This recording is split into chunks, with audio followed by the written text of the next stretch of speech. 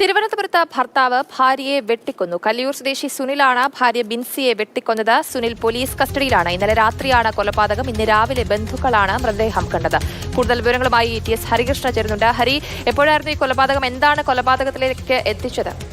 ഇന്നലെ രാത്രിയാണ് ഈ കൊലപാതകം നടന്നത്. ബിൻസി ഹരിതകർമ്മ സേന അംഗമാണ്. സുനിൽ നിർമ്മാണ തൊഴിലാളിയാണ്. സുനിൽ സ്ഥിരം മദ്യപാനിയാണെന്ന് നാട്ടുകാർ പറയുന്നു. സുനിൽ ഇന്നലെ രാത്രി വീട്ടിലെത്തുമ്പോൾ ബിൻസി ഫോണിൽ സംസാരിച്ചു കൊണ്ടിരിക്കുന്നത് കണ്ടു. ഇതാണ് പ്രകോപനത്തിന് ഇടയാക്കിയത്. ഇതിനു പിന്നാലെ ഇന്നലെ രാത്രി വെട്ടി പരിക്കേൽപ്പിക്കുന്നു. ഇന്ന് രാവിലെ സംശയത്തിന്റെ അടിസ്ഥാനത്തിൽ ബന്ധുക്കളും അയൽവാസികളും ചെന്ന് നോക്കുമ്പോഴാണ് ബിൻസി കഴുത്തിന് വെട്ടേറ്റ നിലയിൽ കിടക്കുന്നത് കണ്ടത്. അപ്പോൾ തന്നെ ബിൻസിയെ ആശുപത്രിയിലേക്ക് കൊണ്ടുപോയി. പക്ഷേ ആശുപത്രിയിൽ എത്തുമ്പോഴേക്കും മരണം സ്ഥിരീകരിച്ചിരുന്നു. സുനിൽ ഇപ്പോൾ നേമം പോലീസ് സ്റ്റേഷനിലാണ്. നേമം പോലീസ് ചോദ്യം ചെയ്യുന്ന സമയത്താണ് ഫോൺ സംസാരിച്ചുകൊണ്ടിരുന്നപ്പോൾ സംശയം തോന്നി പ്രകോപനത്തിനിരയായി എന്നുള്ള കാര്യം പോലീസിനോട് സുനിൽ പറയുന്നത്. ബിൻസിയുടെ മൃതദേഹം തിരുവനന്തപുരം മെഡിക്കൽ കോളേജ് ആശുപത്രിയിലെ മോർച്ചറിയിലേക്ക് മാറ്റി.